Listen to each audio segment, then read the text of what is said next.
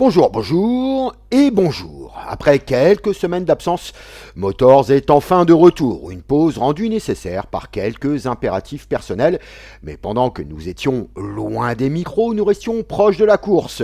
Car l'actualité mécanique, elle, n'a évidemment pas appuyé sur le bouton pause. Les chronos ont continué de tomber, les championnats ont poursuivi leur route et certains pilotes ont déjà commencé à inscrire leur nom dans l'histoire de cette saison 2026, à commencer par le Supercross US où les premiers titres sont tombés. Chez les 250, Hayden Deegan a confirmé son statut de patron à l'ouest, tandis que Cole Davis s'est imposé à l'est. Mais c'est surtout dans la catégorie Rennes que l'un des grands feuilletons de ces dernières années a trouvé son épilogue. Ken Roczen a enfin coché la dernière case qui manquait à son CV. Le pilote Suzuki, que les médecins ont probablement vu plus souvent que certains membres de sa famille depuis 2017, décroche son premier titre AMA Supercross 450. Une récompense qui semblait parfois lui échapper à chaque fois qu'il s'en approchait. À 32 ans, l'Allemand complète ainsi une collection déjà bien fournie avec les titres mondiaux MX2, les couronnes AMA Pro Motocross et les sacres WSX, tout en devenant le champion 450 SX le plus âgé de l'ère moderne. Une consécration qui a longtemps ressemblé à une quête impossible, tant sa carrière a alterné exploits sportifs et passage sur la table d'opération. Et puisque le sport mécanique ne s'arrête jamais, nous allons également revenir sur les grands événements qui ont marqué ces dernières semaines entre Formule 1, IndyCar, MotoGP, Superbike, WRC, MXGP et bien d'autres disciplines qui continuent d'alimenter cette merveilleuse usine à histoire qu'est le sport automobile et motocycliste. Bienvenue dans Motors, épisode 10. Venez profiter des promotions chez ODR D2S Car Audio au Tampon. ODR D2S Car Audio, c'est la vente et l'installation audiomobile pour votre voiture. ODR D2S Car Audio, c'est les plus grandes marques Pioneer, Hertz, Soundstream, SP Audio. Le vol de voiture n'arrive pas qu'aux autres. Il serait dommage que votre voiture parte sans vous. Protégez votre voiture avec nos alarmes Vodafone Cobra. Devenez les maîtres du stationnement avec nos radars de parking avant et arrière Metasystem et Cobra. ODR D2S Car Audio avec plus de 20 ans à votre service. Retrouvez-nous sur notre site www.autoradio.re. ODR, 80 rue Martinelle-Lacet au Tampon. Contact 0692 874 510. Motors, les résultats. Comme de coutume, on démarre avec les résultats du week-end passé et autant vous prévenir tout de suite, l'actualité était aussi chargée qu'un parc d'assistance à l'entrée des premières voitures de compète. Direction le Japon pour commencer, théâtre de la dernière manche 100% asphalte de la saison en WRC. Sur les routes nippones, Elfyn Evans a livré une démonstration de gestion et de vitesse. Le Gallois s'est emparé des commandes dès le S2 grâce à un chrono monumental dans les tunnels japonais avant de ne plus jamais quitter le fauteuil de leader. Une course parfaite maîtrisé sans la moindre fissure dans l'armure. Derrière lui, Oliver Solberg semblait pourtant en mesure de lui contester la victoire. Le jeune Suédois est resté au contact de son coéquipier jusqu'à l'ES10 avant de commettre une nouvelle erreur lourde de conséquences et à ce stade de la saison, il devient difficile de parler d'erreur de jeunesse. Quand on joue un championnat du monde, il faut parfois accepter qu'une deuxième place rapporte davantage qu'une sortie de route aussi spectaculaire soit-elle. Solberg continue d'impressionner par sa vitesse brute, mais le championnat se gagne avec une calculatrice autant qu'avec l'accélérateur. Solberg bipie néanmoins avec 7 temps scratch devant Evans, qui en totalise 5. Le principal bénéficiaire de cette générosité involontaire s'appelle Sébastien Ogier. Le Français récupère une deuxième place presque tombée du ciel et relance ainsi sa campagne au championnat. Une opération comptable particulièrement intéressante pour celui qui ne dispute pas l'intégralité de la saison. Le podium est complété par Sami Pajari. Le Finlandais confirme course après course qu'il est probablement le plus solide des outsiders. Moins flamboyant que certains de ses rivaux, mais rarement absent lorsqu'il faut ramasser de gros points. Takamoto Katsuta échoue au pied du podium, tandis que Hyundai a vécu un nouveau week-end à oublier. Adrien Fourmeau et les Yvain Rallien n'ont jamais semblé en mesure de se mêler à la lutte pour la victoire. Plus inquiétant encore, Toyota a réalisé un véritable hold-up statistique en signant les 20 meilleurs temps sur les 20 spéciales disputées. Une domination totale, une démonstration. Un rappel assez brutal de ce qui fixe actuellement les règles du jeu en WRC. Au championnat, cette victoire permet à Elfyn Evans de consolider sa position de leader avant d'aborder une deuxième partie de saison qui se disputera exclusivement sur terre et sur sable. Le Gallois compte désormais 151 points, soit 20 de plus que Takamoto Katsuta. Malgré sa sortie japonaise, Oliver Solberg conserve la 3e place grâce aux 10 points récoltés lors du Super Sunday et de la Power Stage. Une bien maigre consolation qui lui permet néanmoins d'afficher 102 points, même si son retard grimpe désormais à 49 unités. Derrière, Sami Pajari poursuit sa progression avec 96 points, devant Sébastien Ogier qui remonte à 90 unités malgré son programme partiel. Côté Hyundai, Adrien Fourmeau demeure le pilote le mieux classé des Coréens avec 89 points. Cela représente tout de même 62 points de retard sur Evans après seulement 7 manches. Vous l'aurez compris, nous arrivons à mi-saison. 7 rallyes ont été disputés, 7 restent à courir, mais avec une Toyota qui semble actuellement jouer en difficulté facile, pendant que ses adversaires cherchent encore le tutoriel. La deuxième moitié du championnat s'annonce particulièrement compliquée pour la concurrence.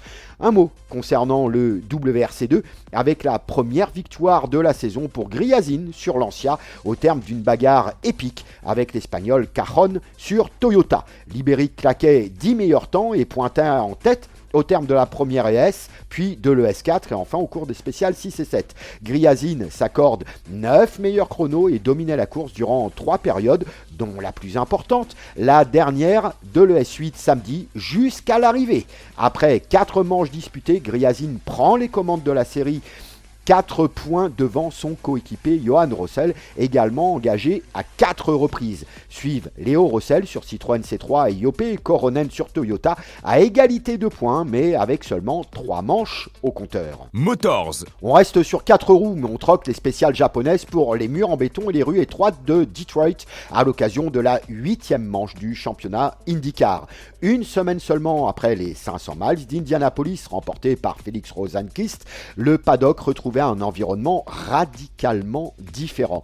Exit les vitesses moyennes délirantes de l'ovale de l'Indiana, place au tracé urbain de Detroit, ses bosses et ses murs, toujours prêts à rappeler aux pilotes qu'ils sont plus proches qu'ils ne le pensent. Et dans ce chaos parfaitement organisé, Alex Palou a une nouvelle fois donné une leçon d'efficacité.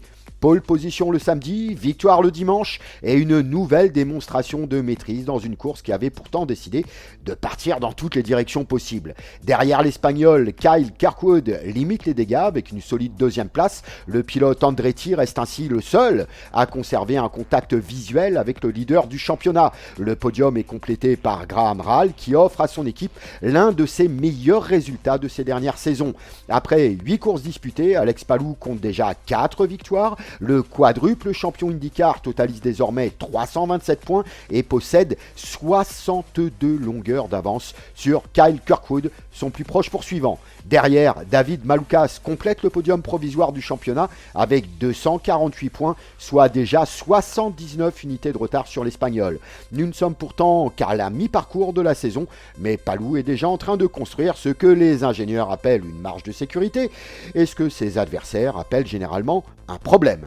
Prochain rendez-vous dès le week-end prochain sur l'ovale du Worldwide Technology Raceway à Saint-Louis, dans le Missouri cette fois. Motors. On reste sur 4 roues et direction la Terre avec le W2RC, le World Rally Red Championship. Le rideau est tombé sur le rallye d'Argentine avec une nouvelle démonstration de la meute Toyota. L'Américain Seth Quintero s'est imposé devant son coéquipier sud-africain Henk Lategan, offrant un doublé à la marque japonaise. Le podium a été complété par Nasser Al-Attiyah sur Dacia qui limite les dégâts dans la course au titre. Au championnat, l'addition des points bonus distribués sur les spéciales maintient Sébastien Loeb en tête avec 114 unités. Le Français ne compte toutefois que 3 petits points d'avance sur son coéquipier Al-Attiyah, tandis que Quintero reste pleinement dans le match à seulement 13 longueurs du leader. À 2 manches de la fin avec le traditionnel rendez-vous marocain, puis une éventuelle finale à Abu Dhabi fin novembre en fonction de l'actualité géopolitique de la région, le championnat ressemble désormais à un duel à 3.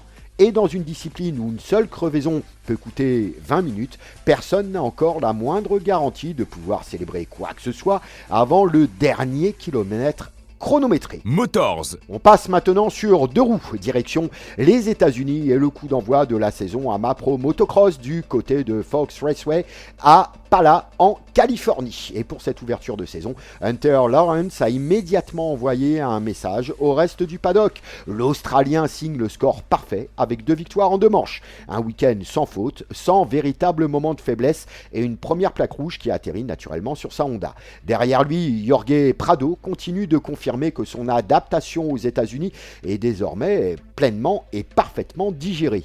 Auteur d'un solide 2-2, l'ancien champion MXGP termine 2e du classement général et pose immédiatement ses jalons dans la lutte pour le championnat. La 3e place revient à Jet Lawrence, de retour à la compétition après sa blessure du début de saison. Le cadet de la fratrie australienne manquait logiquement de rythme et de temps de roulage, mais même avec plusieurs mois d'absence, il reste suffisamment talentueux pour grimper sur le podium dès son retour grâce à un convaincant 4-3. Parmi les autres enseignements du week-end, difficile de ne pas évoquer Hayden Deegan. Le jeune prodige rookie réussit des débuts très convaincants dans la catégorie reine avec un 5-4 synonyme de top 5 au général. En 250 cette fois, Seth Hammaker ouvre parfaitement sa campagne estivale. 2e de la première manche avant de s'imposer dans la seconde. Il remporte le classement général du week-end devant Dudney et Cole Davis, le champion supercross de la conférence Est. Prochain rendez-vous dès ce samedi à Rancho Cordoba pour la 2e manche de la saison. Motors. On reste dans les ornières, mais on traverse l'Atlantique pour rejoindre le championnat du monde MXGP qui faisait étape à Tuchenthal en Allemagne. Et pour les supporters français, il y avait de quoi sortir le drapeau tricolore. En MX2, Mathis Wallin a décroché la première victoire en GP de sa carrière. 2e de la première manche à seulement 5 secondes de Sacha Konen. Wallin est ensuite allé chercher la victoire dans une seconde course longtemps indécise. Le Français a parfaitement profité de la chute de Konen, alors leader de l'épreuve et du championnat, pour s'imposer et ouvrir enfin son compteur en MX2. Au-delà du succès personnel, cette victoire représente également une excellente nouvelle pour Kawasaki, qui attendait depuis fort longtemps un tel résultat dans la catégorie. Derrière le Français, Sacha Konen doit se contenter de la 2e place du Grand Prix, malgré une vitesse toujours impressionnante. Le podium est complété par le Sudaf Camden McClellan sur triomphe. Le grand perdant du week-end est Simon Langenfelder. Devant son public, l'Allemand n'a jamais semblé capable de jouer la victoire et doit se contenter d'une modeste 5e place. Au classement général, Sacha Konen récupère pour la première fois la plaque rouge avec 320 points. Il ne compte toutefois que 6 unités d'avance sur Langenfelder. Guilhem Fares complète le podium provisoire, tandis que Mathis Wallin remonte au 6e rang à 62 points du leader. En MXGP, sur une terre très grasse et très lourde, Lucas Konen a lui aussi décidé, de faire dans la démonstration. Le Belge repart d'Allemagne avec le score parfait, 2 manches de victoire et l'impression d'évoluer dans une catégorie différente du reste du plateau. Derrière lui, Andrea Adamo termine 2e, tandis que Ruben Fernandez complète le podium. Après un tiers de saison disputée, Lucas Konen s'installe confortablement en tête du championnat avec 344 points. Jeffrey Herlings occupe la 2e place à 31 longueurs. Quant au champion du monde en titre Romain Fèvre, il conserve le podium provisoire grâce notamment à sa victoire en course sprint. Mais derrière lui, Tim Geiser n'est plus qu'à 7 points.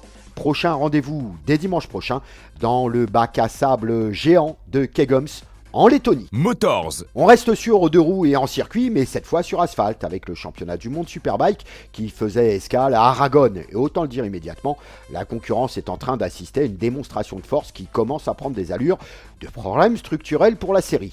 Nicolo Boulega a tout simplement réalisé à nouveau le week-end parfait. Pole position, domination des essais libres, victoire dans la course 1, victoire dans la Super Pole Race, victoire dans la course 2. Le pilote Ducati n'a laissé que les miettes à ses adversaires. Son coéquipier Iker Lecuona signe pourtant un week-end remarquable avec 3 2e places. Sur le papier, difficile de faire beaucoup mieux.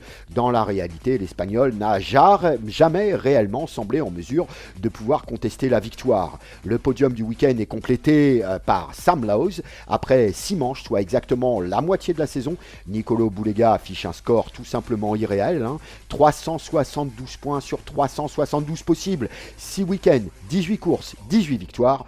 Aucun faux pas, aucune erreur. Derrière lui, Iker Lecuona accuse déjà 108 points de retard, tandis que Sam Lowes devance légèrement son frère Alex dans la lutte pour la 3e place du championnat.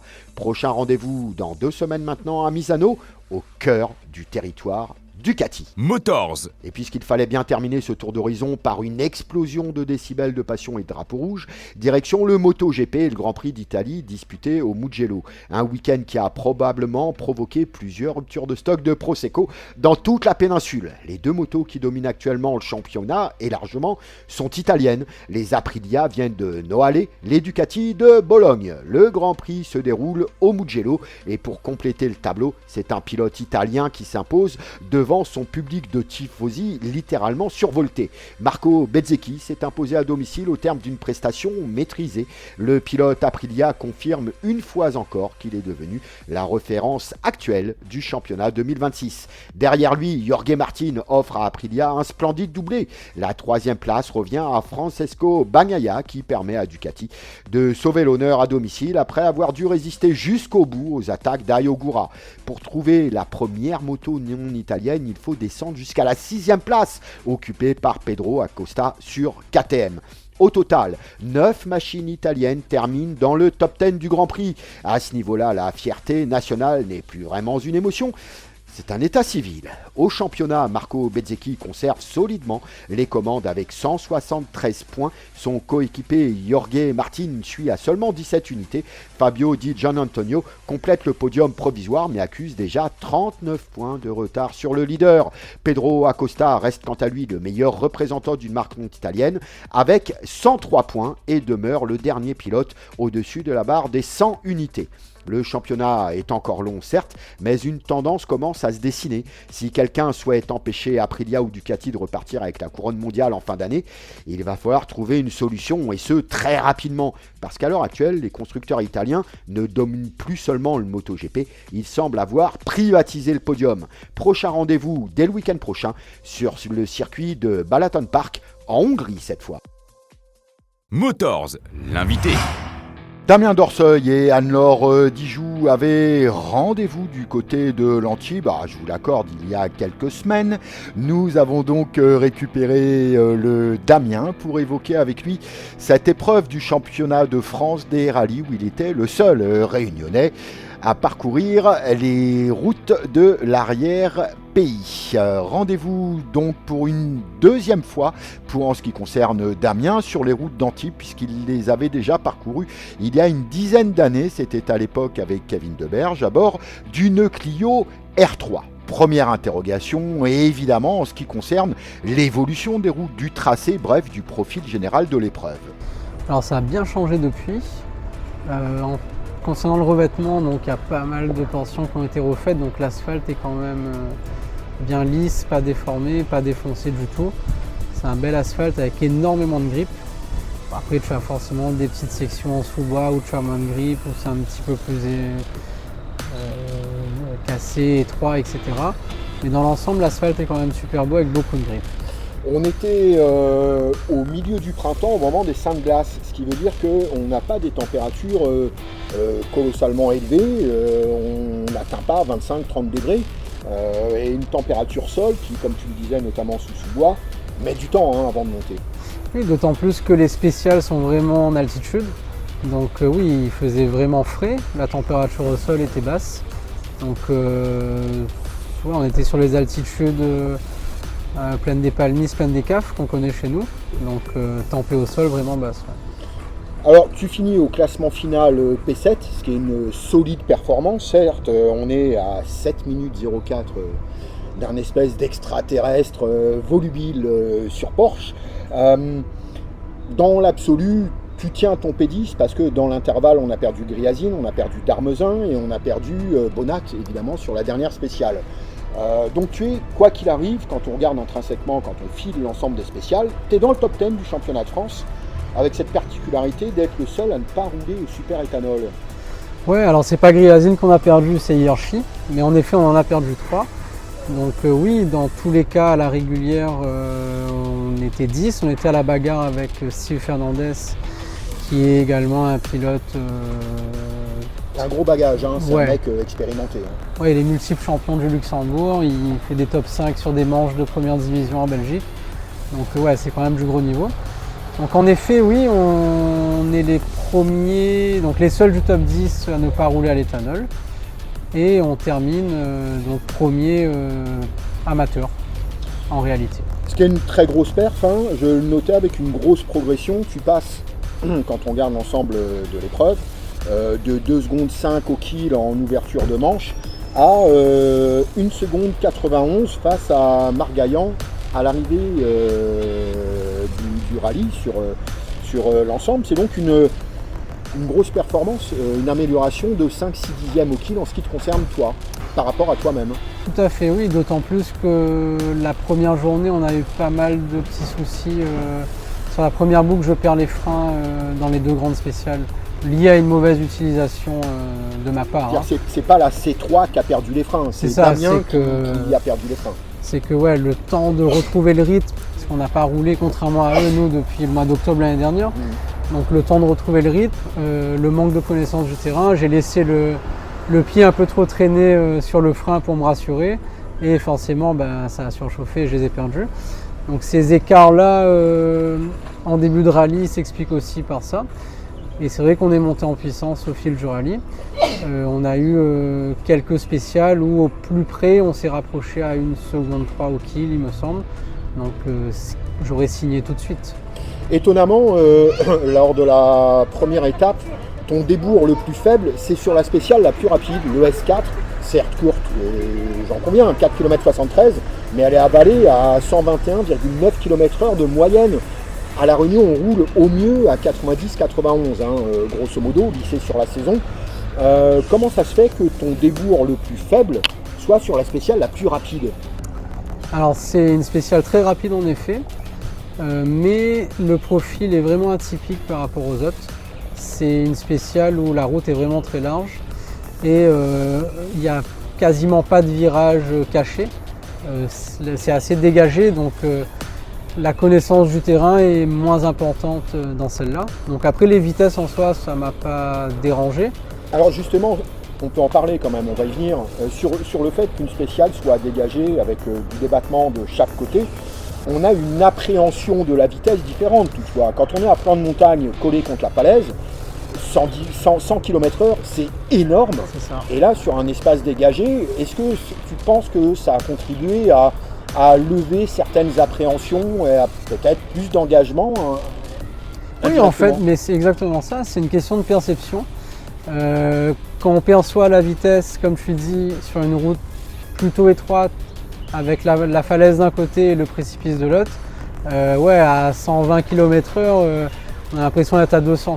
Donc, et du coup, on n'est pas forcément, quand on ne connaît pas et qu'on n'a pas ce niveau-là, on n'est pas forcément en confiance. Donc en effet, sur la spéciale où on est à 120 de moyenne, là, la perception de la vitesse n'est pas du tout la même, donc c'est plus facile de mettre de l'engagement sans se faire peur. Tu étais au volant de la C3 Rallye 2 avec laquelle tu évolues habituellement à La Réunion. Elle a été suivie par un orfèvre en la matière qui connaît particulièrement bien cette voiture. Est-ce que d'emblée, quand tu as fait tes premiers essais, tu as eu le sentiment d'avoir une nouvelle voiture? Ouais, donc elle a été faite mécaniquement à l'atelier par Nicolas Beg, qui est le chef de voiture mécano de Johan Bonato. Qui était d'ailleurs à La Réunion aux 1000 km. Qui était là aux 1000 km, qui est réunionnais, qui est vraiment top. Ça faisait vraiment plaisir de le retrouver là-bas. Donc il connaît la C3 vraiment par cœur. On avait également l'ingénieur de Bonato qui était en service partagé entre Bonato et nous. Donc on a roulé quand même dans de très bonnes conditions dès les essais, en effet. Et alors du coup, je pense que très vite j'ai vu que en termes d'équilibre voiture, c'était quand même un peu différent de ce que j'ai connu ici. Ouais. Qu'est-ce qui a été modifié? La carto, l'approche de la voiture, la ventilation des pignons de boîte, puisqu'il y a plusieurs définitions qui existent, les suspensions. Sur quoi a bossé Nicolas dans le détail? Alors c'est uniquement sur de la mécanique pure, donc c'est révision de tous les éléments qui étaient en fin de vie ou qui montraient des signes de faiblesse, donc avec des pièces neuves, etc. Et c'est un gros travail de fond qu'il a passé à l'atelier avant le rallye, pour fiabiliser, optimiser la mécanique. Des contrôles de partout qu'on n'a peut-être pas forcément le temps ou l'habitude de faire ici, ou même la compétence parce que c'est son métier. Oui, il est en rallye quasiment tous les week-ends, soit en rallye, soit en essai. Hein. Il est déjà en atelier tous les jours sur la voiture de Bonato et il est en effet donc soit à l'atelier, soit en essai, soit en développement ou soit en rallye. Donc c'est son métier. Du coup oui, c'est vraiment la performance globale de la voiture en termes mécaniques. Donc c'est surtout là-dessus qu'on a bossé, mais pas forcément sur des évolutions de pièces ou de cartons, etc. On est resté vraiment en configuration Réunion. Bon, c'est pas gratuit quand je disais que Nicolas était là en 2024 à l'occasion des 1000 km avec Yo-Yo. Toi, tu disposes d'une voiture qui, si ma mémoire est bonne, est génération 2023, me semble-t-il. Oui. Est-ce que, selon Nico, ta voiture a été upgradée, identique à celle qu'on a connue à La Réunion, qui roulait là encore, non pas encore au super éthanol, mais avec du carburant traditionnel, dans une configuration optimisée de ce qu'on peut faire avec une C3? Oui, pour faire simple, là, avec le boulot qu'ils ont fait dessus, on est en configuration C3 2024 Bonato. Bon, t'as la voiture de Bonato aux 1000 km, quoi. Grosso modo, c'est ça, ouais, exactement. Bon. On a un an et demi de retard sur la métropole. Au mieux un an et demi que 4 ans. Ah, tout à fait. C'est clair. On est clair. Sur l'ensemble de ce rallye d'Antibes, il y a eu une baston devant, tu étais un spectateur privilégié, Ouais. Bonato, Astier. Tu étais donc intégré dans la structure Trajectus, qui couvre la voiture de Yo-Yo. Comment tu as vécu ce combat? Est-ce qu'on en parle? Est-ce que lui en parle? Est-ce qu'il l'évoque? Comment il se comporte quand on est au cœur de la bataille comme ça?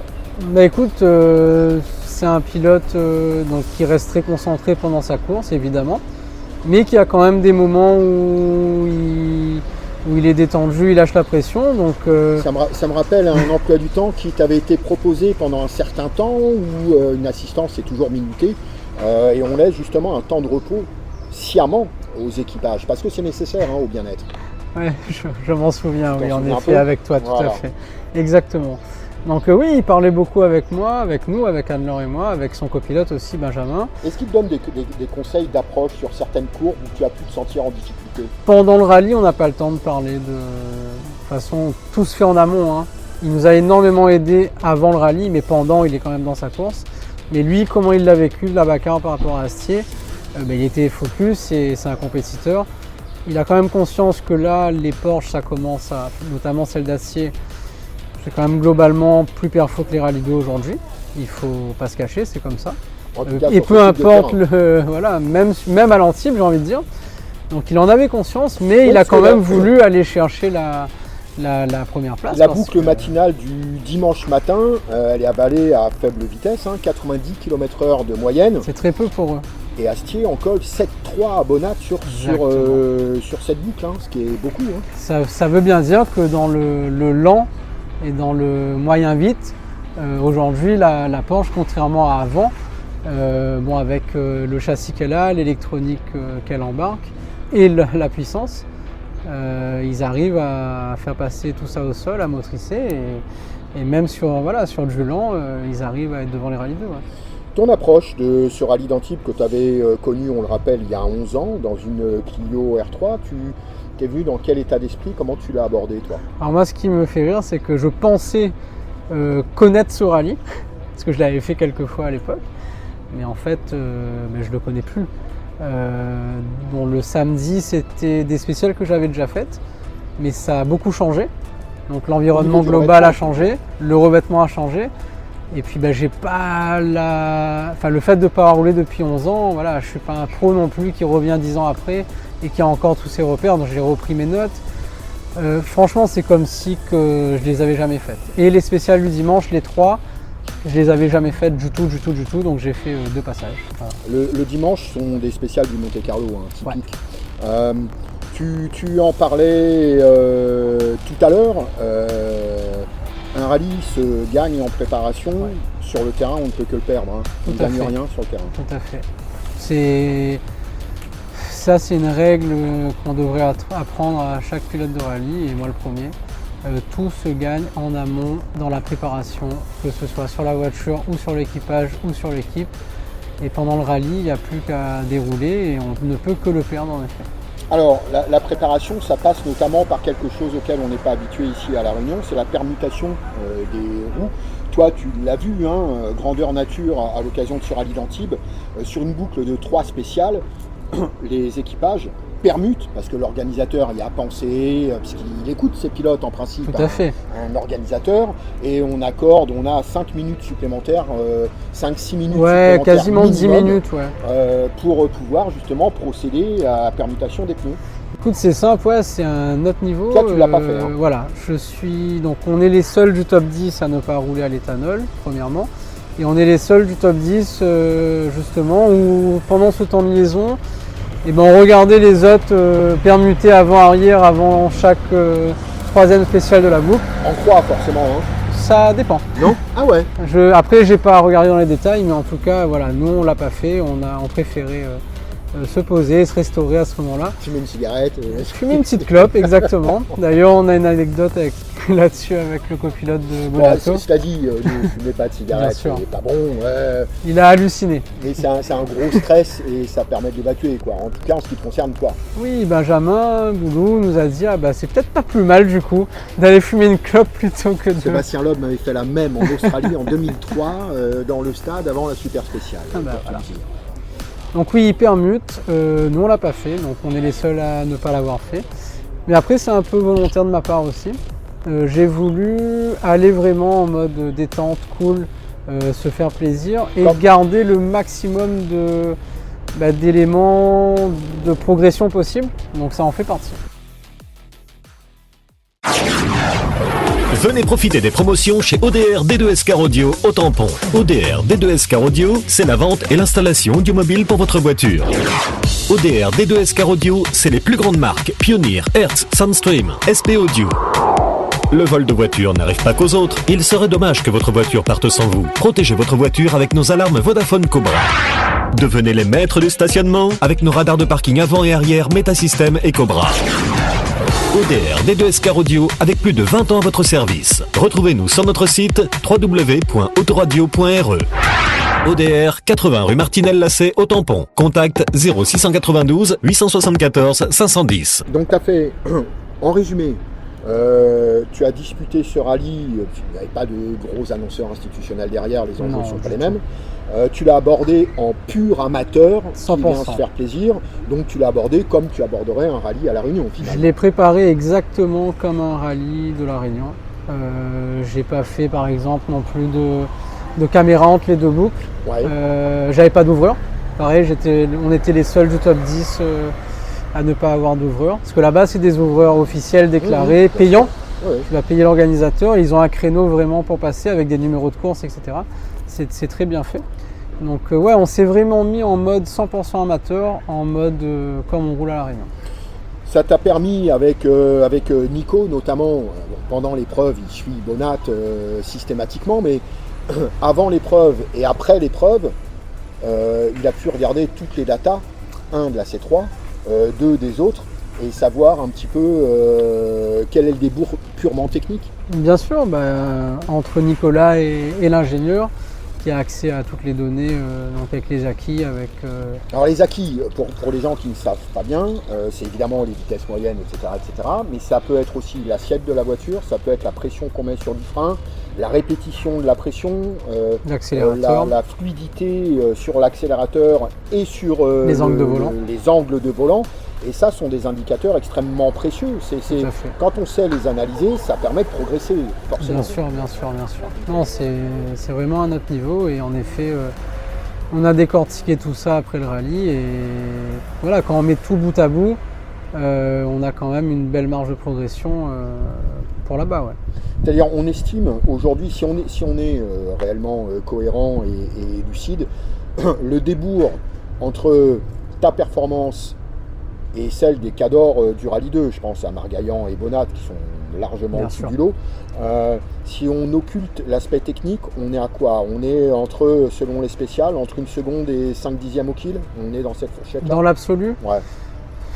De toute façon, tout est décortiqué là-bas, mais en gros, voilà, quand on prend le départ sur le papier, on a déjà entre 1 seconde et 1 seconde 5 au kill. Pour le package technique. Hein. Pour le package technique. Donc oui, grosso modo, la perfo qu'on fait dans l'absolu, on se situe entre aux alentours des 5-6 dixièmes au kill. Ouais. Ce qui est alors génial. 5-6 dixièmes, ça paraît pas beaucoup quand on Oui. dit comme ça sur 1 kilomètre, 5 dixièmes, on se dit ouais, c'est proche. Par contre, une épreuve du championnat de France, ça fait 200 bornes quoi. Ouais, 5 dixièmes au kill sur 200 bornes, c'est 1 minute 40. C'est 100 secondes. Ça paye vite. Ça va très vite. Tout à Bon, fait. Mais tu me dis, fais un CFR et tu pour finis finir à à moins 5 de 2 dixièmes au minutes, kill. pour finir Alors à moins de là, 2 minutes des cadors, je signe tout de suite aussi. Hein. Qu'est-ce que ça va te rapporter? C'était vraiment un esprit one shot là, cette Antibes. Nous, on t'avait soulevé, on en avait parlé en début de saison parce que c'était évidemment remonté jusqu'à nous. C'est un one shot où il y a une idée dans la tête derrière tout ça. Alors à la base, c'est vraiment un one shot. Mais quand je vois le plaisir qu'on a pris, la performance qu'on réalise, la performance dans l'absolu où on arrive à se projeter, ça donne quand même envie de refaire. Hein. Donc, C'est un goût de reviens-y cette fois-ci en adoptant une approche un peu plus pro, ouais. professionnelle. Ouais, ça donne envie en tout cas. Après, il y a des réalités qu'on ne peut pas passer outre. Déjà le financier, aussi l'éloignement, la disponibilité pour repartir. Le fait Oui, que parce que contrairement à un Bonat ou à un Astier, vous avez, toi et Anne-Laure, vous avez un boulot du Bien quotidien. Vous prenez sur le temps de vacances pour assouvir une passion finalement, Tout à fait. alors que c'est leur boulot quoi. Ouais, même nous là, en étant là-bas, on travaillait quand même à distance. Donc on n'a pas vraiment arrêté de travailler. Donc oui, là-dessus, c'est un peu compliqué. Donc il va falloir qu'on réfléchisse, qu'on se pose et qu'on voit qu'est-ce qu'on a envie de faire réellement. Mais on a très envie aussi de rouler ici à La Réunion. Hein, donc, on a Pour très l'instant, la envie voiture est toujours en métropole. Pour l'instant, la voiture est en métropole. Donc il va falloir analyser tout ça et réfléchir et prendre une décision. Oui, parce que si elle rentre à La Réunion tout de suite, on sait qu'on est sur une période de 2 ans. Hein. Ouais. Et donc la prochaine Tout à fait. opportunité pour vous, c'est dans 2 ans. Tout à fait. Dans l'idée, c'est un peu ça. Donc il faudra réfléchir. Il y a un goût de quoi? Il y a un goût d'une autre épreuve du championnat de France, il y a un goût de championnat d'Europe, il y a un goût de championnat du monde derrière. C'est quoi quelle est la limite que tu peux te fixer avec Anne-Laure là? Alors nous... Dans l'absolu, hein, hors impératif financier, j'entends. Alors le rêve évidemment, ce serait quand même de faire une manche internationale un jour, ERC à minima, enfin ERC ou WRC2, donc ça ce serait un rêve, vraiment pour dire qu'on l'a fait un jour. Après moi voilà, je suis compétiteur, là Faire pour faire, c'est pas ce qui t'amuse. Ouais non, ça, je prendrais quand même énormément de plaisir hein, de découvrir une manche comme ça, ce serait génial. Mais là je suis quand même compétiteur et je vois que on a moyen de faire un truc sympa sur une manche du championnat de France. Du coup, ça donne un peu envie de travailler et d'avoir une approche plus pro pour en refaire une là-bas. Mais après, voilà. Est-ce que la voiture a vocation à finalement rentrer? Tu nous avais dit qu'a priori, si elle rentrait, c'était pour le Tour Auto. Est-ce que c'est toujours d'actualité ou tu te laisses encore un peu de temps, ça flotte On a très envie de faire le Tour Auto aussi. Il y a le Tu vois Rouergue qui est une belle épreuve. Hein, Ouais, c'est un peu proche ça. Ah oui, C'est un mais peu il est beau. proche. Ah, il est beau, oui. Il est beau. Après, on a d'autres qui sont beaux aussi. Hein. Il y a quoi? Il y a le Mont Blanc qui est très beau, il y a le Var qui est beau. Bon, après, voilà, c'est... Toutes les épreuves du championnat de France. On va redescendre un petit peu de notre nuage là. Et on va se recentrer, on va se poser. Mais il faudra prendre une décision. Après, voilà, on a très envie de faire le Tour Auto aussi. Hein. Ouais, c'est la Donc, décision de faire rentrer ou ou pas pas. la voiture. Bien sûr. C'est quoi? On va parler très clairement. On attend de voir comment va se passer le premier rallye là à Petit-Île. Après, sans langue de bois, c'est un facteur aussi. Je vois que les instances, les organisateurs, même les licenciés font tout. Ils se battent pour que ça se fasse là, au mois de juin à Petit-Île et c'est tout à leur honneur, c'est très bien. J'encourage leur démarche. Il était temps aussi d'avancer intelligemment et de se mettre autour d'une table avec tous les acteurs pour essayer de trouver des solutions. Donc tant mieux, chapeau à eux. Mais oui, on aimerait voir aussi comment ça se déroule, dans quelles conditions. Ça sera aussi un facteur dans notre décision, oui, bien sûr. Est-ce que tu penses que ta progression enregistrée en championnat de France de 5 dixièmes au kill, c'est une progression qui sera la même ici à La Réunion? 5 dixièmes au kill ici, c'est quand même beaucoup, parce qu'on connaît les routes malgré tout, même Toi, si... t'as progressé de combien? Dis autrement. Ouais, j'allais y venir justement, mais là, c'est un peu dur de te répondre tout de suite, mais je pense que sur l'approche globale, ouais, je pense qu'on a pris 2 dixièmes au kill, je pense. 2 dixièmes au kill. Ouais, je pense, à mon avis. Tu sais qu'on a une Porsche aussi à La Réunion. Ah ben on a une Porsche, on a aussi 2 C3 qui sont rentrés avec des mecs très Ah, rapides. il y a épidémie de Citroën. Ah ouais, non, mais là on a un plateau de fou. Je veux pas leur mettre la pression, mais putain, Lop et Nazim, c'est des mecs rapides, vite, hein. très rapides. Je les respecte énormément en tant que pilote. Donc je pense qu'ils vont jouer les premiers Il y a rôles. Joël qu'il va falloir surveiller, qui a une marge de Il y progression. a Joël très qui a une importante. grosse marge de progression. Il y a Maxime donc avec la Porsche qui est hyper vite. Ah, on attend de voir la nouvelle. Hein, Il faut voir maintenant la nouvelle bien sûr qu'il a développée. Qui sera une première mondiale. d'ailleurs. Il faut voir où est-ce qu'il se situe notre multiple champion de la Réunion Thierry Laolon. Est-ce qu'il change de monture? Est-ce qu'il reste sur la Polo? Voilà, il faut voir ce que Mehdi Gerville fait cette année. Gianni qui a progressé également. Gianni qui a roulé en métropole. Seb Lafuteur qui a dû sûrement se mettre au goût du jour sur la voiture aussi.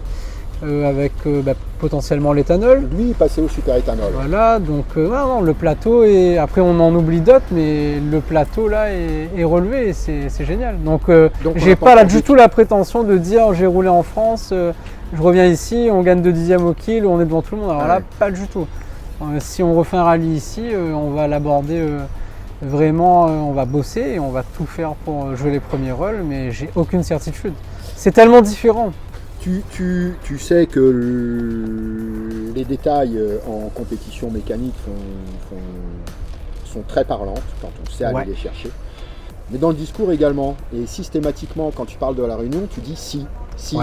Donc c'est avéré, c'est pas. Enfin, la priorité n'est pas définie, la décision n'est pas encore. On se pose vraiment la question.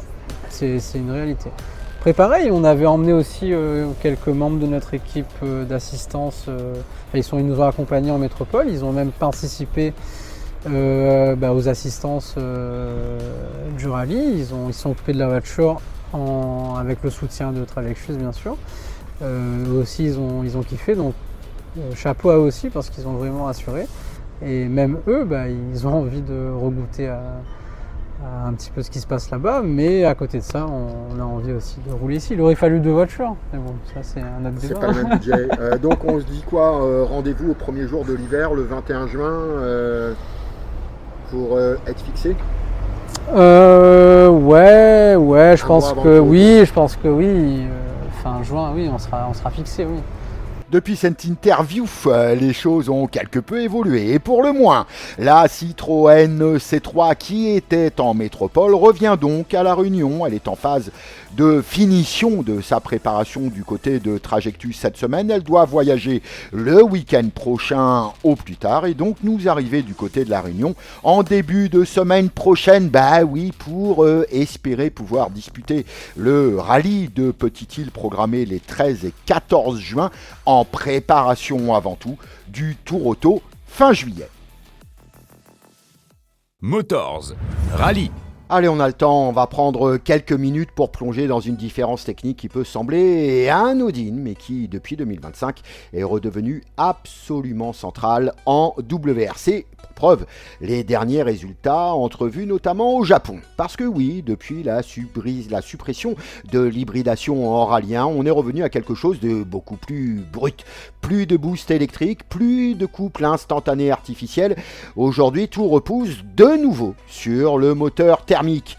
Et là, 2 philosophies s'opposent clairement. D'un côté, Toyota avec sa Yaris Rallye et son moteur 3 cylindres. De l'autre, Hyundai avec la i20 Rallye et un 4 cylindres plus classique. Même cylindrée, même réglementation, mais 2 caractères et surtout 2 approches techniques très différentes. Commençons par Toyota, le 3 cylindres. C'est une architecture plus compacte mais surtout plus légère et ça c'est un point clé parce qu'en rallye 1, le poids minimum est fixé réglementairement et ça change tout parce que si ton moteur est plus léger, tu ne gagnes pas du poids au global fixé à 1260 kg par la FIA, tu gagnes quelque chose de beaucoup plus intéressant, de la liberté. En pratique, même si les moteurs sont encadrés, on estime qu'un 3 cylindres rallye 1 est environ 5 à 10 kg plus léger qu'un 4 cylindres équivalent. Et ces 5 à 10 kg, il faut bien comprendre où ils se situent. Ils sont positionnés à l'avant de la voiture, dans l'axe moteur et relativement haut dans la structure. Ce sont donc des masses suspendues situées dans une zone très sensible du point de vue dynamique. Et ça, c'est fondamental, parce que retirer du poids à cet endroit précis, ce n'est pas juste enlever quelques kilos, c'est alléger une zone qui influence directement le centre de gravité, l'inertie en rotation et le comportement du train avant. Autrement dit, Toyota ne gagne pas seulement du poids, elle gagne en qualité de comportement. Et ces kilos économisés, entre guillemets, les ingénieurs peuvent ensuite les replacer plus bas dans la voiture, au centre ou à l'arrière, en tout cas de manière beaucoup plus stratégique et à leur propre choix. Ajouter du lest, le positionner précisément, affiner la répartition des masses. On parle de ballast actif et c'est devenu une philosophie centrale dans le sport auto moderne. On en parlait dans le comparatif entre les Rallye 2 de Lancia et des autres. On retrouve exactement cette logique justement dans les nouvelles générations de voitures, comme la Lancia Y Rallye 2, suivez, je viens de vous le dire, dont on parlait dans l'épisode 7. Aujourd'hui, la masse n'est plus une contrainte, c'est un outil de réglage. Et en rallye, ça change tout. Une meilleure répartition des masses, c'est une voiture plus agile, plus stable en entrée de virage et plus efficace en changement d'appui. Et combiné au caractère du 3 cylindres, ça donne une voiture très vive. Mais ce choix du 3 cylindres a aussi des implications côté fonctionnement. Un 3 cylindres travaille plus dur. Les cycles de combustion sont plus espacés, les phases de poussée plus marquées. Résultat, les charges thermiques sont plus élevées et surtout elles montent plus vite. Le moteur atteint ainsi sa température d'exploitation plus rapidement, mais il génère aussi des pics thermiques plus importants et ça impose des choix techniques très précis. On retrouve par exemple des pistons en alliage renforcé et différents des pistons classiques, des soupapes capables d'encaisser des températures nettement plus élevées, une gestion thermique très fine autour du turbo et enfin un refroidissement évidemment optimisé pour éviter les points chauds. Parce que dans ces conditions, la moindre faiblesse peut coûter très cher. Et il faut aussi être très clair sur un point. À cylindrée égale, un 3 cylindres est en théorie légèrement moins performant en puissance pure qu'un 4 cylindres. Il y a moins de phases de combustion, donc une capacité naturelle à produire de la puissance un chouïa inférieure. Alors évidemment, en rallye 1 moderne, le turbo et la gestion moteur compensent largement. Mais dans l'absolu, le 3 cylindres privilégie le couple et la réactivité, là où le 4 cylindres est plus naturellement à l'aise pour délivrer une puissance nettement plus linéaire. Et ça nous amène à un autre point clé, le régime moteur. Sur le papier, les deux moteurs sont très proches. On est sur des plages d'exploitation autour de 6000 à 6500 tours minute. Par exemple, le moteur Hyundai délivre sa puissance maximale autour de 6250 tours. Mais la vraie différence ne se fait pas sur le régime maximum. Elle se fait sur la manière dont ce régime est utilisé. Le 3 cylindres Toyota monte plus vite dans les tours. Il redescend aussi plus vite. Il fonctionne presque par impulsion. Le pilote travaille sur le timing, sur la remise des gaz. Le moteur est souvent exploité dans les bails mi-régime avec des montées rapides vers la zone optimale. A l'inverse, le 4 cylindres Hyundai offre une plage plus large. La montée en régime est plus progressive et surtout le moteur reste plus longtemps dans sa zone optimale. Le pilote peut maintenir un régime stable, exploiter la puissance de manière continue. Et là, on touche à une différence fondamentale. Les deux moteurs tournent à peu près au même régime, mais l'un vit dans ses tours et l'autre travaille dans ses tours. Sur le terrain, ça change tout. Avec le 3 cylindres Toyota, on a une voiture très réactive, très agressive, redoutable en sortie de virage lent dans les portions techniques, mais aussi plus exigeante. Avec le 4 cylindres Hyundai, on a une voiture plus stable, plus progressive, plus facile à exploiter sur la durée, mais un petit peu moins explosive. Et c'est là que la suppression de l'hybridation en 2025 a tout changé, Avant, le boost électrique venait lisser les différences. Aujourd'hui, tout est à nu. Le moteur redevient le cœur du comportement. Toyota pousse une philosophie d'agilité et de réactivité maximale en jouant sur la compacité et la gestion des masses. Hyundai privilégie la stabilité et la constance. Au final, ce n'est pas une question de puissance, c'est une question d'équilibre. Et en rallye, c'est souvent là que se joue la différence. Venez profiter des promotions chez ODR D2S Audio au Tampon. ODR D2S Audio, c'est la vente et l'installation audiomobile pour votre voiture. ODR D2S Audio, c'est les plus grandes marques Pioneer, Hertz, Soundstream, SP Audio. Le vol de voiture n'arrive pas qu'aux autres. Il serait dommage que votre voiture parte sans vous. Protégez votre voiture avec nos alarmes Vodafone Cobra. Devenez les maîtres du stationnement avec nos radars de parking avant et arrière Metasystem et Cobra. ODR D2S Audio avec plus de 20 ans à votre service. Retrouvez-nous sur notre site www.autoradio.re. ODR 80 rue Martinel-Lacet au Tampon. Contact 0692 874 510. Motors, le programme. Le menu de ce week-end est copié, presque indécent pour tout vous dire. Casque, gants, pneus tendres, pneus durs, essence, poussière, sabre, rail et Hans. Bref, un week-end de sport mécanique comme on les aime. Motors. On démarre avec le super motard et un doublé franco-européen. D'un côté, la deuxième manche du championnat de France à l'Oéac en Bretagne avec un format traditionnel sur un circuit qui fait figure désormais de classique pour cette discipline. De l'autre, la troisième manche du championnat d'Europe à Busca, dans le Piémont italien.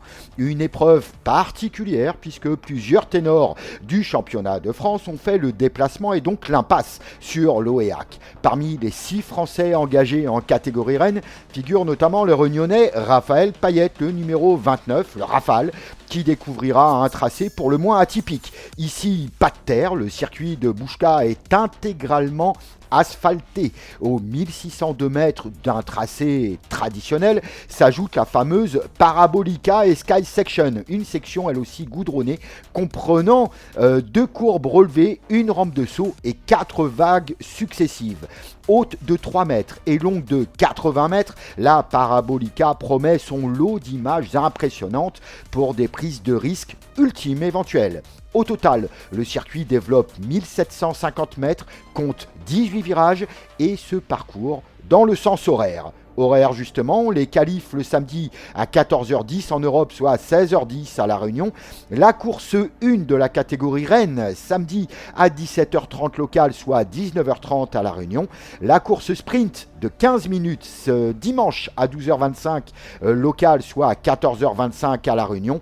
Et la super finale, deuxième grande course, le dimanche à 16h30 en Europe, soit à 18h30 à La Réunion. Motors. Le motocross n'est pas en reste. Aux États-Unis, le championnat AMA Pro Motocross poursuit sa route avec la deuxième manche de la saison à Hangtown, près de Sacramento, en Californie, donc sur le site historique de Rancho Cordova. La plus ancienne épreuve du championnat américain, née avant même la naissance du championnat, reste fidèle à sa réputation, une piste sélective, exigeante et rarement généreuse avec les organismes. Motors. En MXGP, direction Kegums en Lettonie, le gigantesque bac à sable letton accueille une nouvelle manche d'un championnat où les outsiders du début d'année se transforment progressivement en véritables co-favoris. Kegums est un juge de paix, son sable profond sollicite autant les pilotes que les motos. Si la pluie venait à s'inviter, le spectacle pourrait rapidement basculer du côté de l'épique, voire de l'horreur pour certains. Motors. Et puis le motocross vit évidemment à domicile pour La Réunion. Rendez-vous dimanche au Tampon pour la 6e manche du championnat 974. Le circuit permanent sera emprunté dans le sens anti-horaire comme lors du rendez-vous précédent. En MX1, Dorseuil contrôle actuellement les débats avec 26 points d'avance sur Alexis O'Haro, soit plus d'une manche. Le podium provisoire est complété par Timo O'Haro, relégué à 54 unités de la plaque rouge. Attention toutefois au pilote local Dylan Techer qui, à seulement 24 points du podium, pourrait réaliser une excellente opération devant son public. Motors. Le MotoGP écrit une petite page d'histoire ce week-end avec son retour en Hongrie après 33 ans d'absence. Le théâtre de cette renaissance sera le circuit de Balaton Park, situé à environ 85 km de Budapest. Inauguré en 2023, le tracé développe un peu plus de 4 km et compte 17 virages très modernes répartis entre 10 gauches et 7 droites. Déjà visité par le Superbike, le circuit accueille désormais l'élite mondiale de la vitesse moto. Programme classique, les qualifs samedi à 12h50 local, le sprint de 13 tours samedi à 17h en Europe, soit 19h à La Réunion, et le Grand Prix dimanche à 16h heure européenne. Motors. Le championnat du monde d'endurance EWC prend la direction des Ardennes belges pour l'une des épreuves les plus exigeantes de la saison. Le légendaire circuit de Spa-Francorchamps, long de près de 7 km, accueillera une course de 8 heures non-stop où la mécanique, les pneus et les pilotes seront soumis à rude épreuve. L'an dernier, Honda s'y était imposé, Suzuki avait décroché la pole position, tandis que c'est bien BMW qui avait signé le meilleur tour en course. Mais cette année, tous les regards seront évidemment braqués sur la Yamaha numéro 1, championne en titre, victorieuse des dernières 24 heures du Mans, est devenue naturellement la cible à abattre. Motors. Sur 4 roues, impossible d'échapper au rendez-vous monégasque. Monaco demeure cette étrange anomalie du sport automobile moderne. Les dépassements y sont presque aussi rares qu'un appartement abordable sur le rocher, mais l'épreuve continue d'exercer une fascination intacte. Entre livrées spéciales, yachts démesurés, influenceurs venus collectionner des selfies surtout, et pilotes venus collectionner des millièmes, le Grand Prix reste un passage obligé du calendrier. Les qualifications, souvent plus importantes que la course elle-même, débuteront samedi à 16h locale. Le départ du Grand Prix sera donné dimanche à 15h à Monaco, soit 17h à La Réunion. Motors. Toujours en monoplace, l'IndyCar bascule dans sa seconde moitié de saison, direction le Worldwide Technology Raceway de Saint-Louis dans le Missouri. Cet ovale de 2 km à la forme caractéristique d'œuf est l'un des rendez-vous les plus rapides et les plus imprévisibles du calendrier. Les qualifications se dérouleront samedi, le départ de la course sera donné dimanche à 21h locale, soit lundi matin à 6h pour nous réunionnais. Motors. Enfin, le championnat de Maurice des rallyes dispute sa deuxième manche avec le Kart Shop Challenge. 31 équipages seront au départ, en tout cas présents sur la liste des engagés, dont les réunionnais Malik Ounia au volant de la Citroën Xara Kitcar. Le programme comprend 6 passages de Nicolière longue de 3 km le samedi, puis 4 passages de Montée Fantasy longue de 7 km le dimanche. Au total, les concurrents devront donc parcourir 46 km chronométrés. Un bon régional, entre ceux qui cherchent à prendre leur revanche après l'ouverture de saison et ceux qui doivent confirmer leurs ambitions, la bataille promet d'être animée pour le moins. À noter également la présence de 2 équipages féminins au départ de l'épreuve.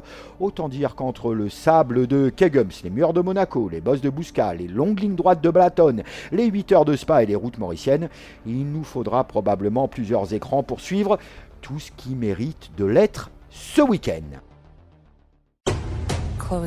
Voilà, c'est la fin de cette 10e édition de Motors. Oui, on n'est pas prêt de repartir en vacances, ne vous inquiétez pas. Je vous rappelle que on rentre dans la semaine décisive de préparation en vue des 24 heures du Mans et puis au niveau local, en préparation du premier rallye de la saison. Les voyants semblent au vert à l'heure actuelle, CDSR passé avec succès. On y revient évidemment très largement la semaine prochaine. À part les résultats, nous allons nous consacrer uniquement à cette première manche de la saison des rallyes de la Réunion. Rallye de Petite-Île programmé les 13 et 14 juin prochains.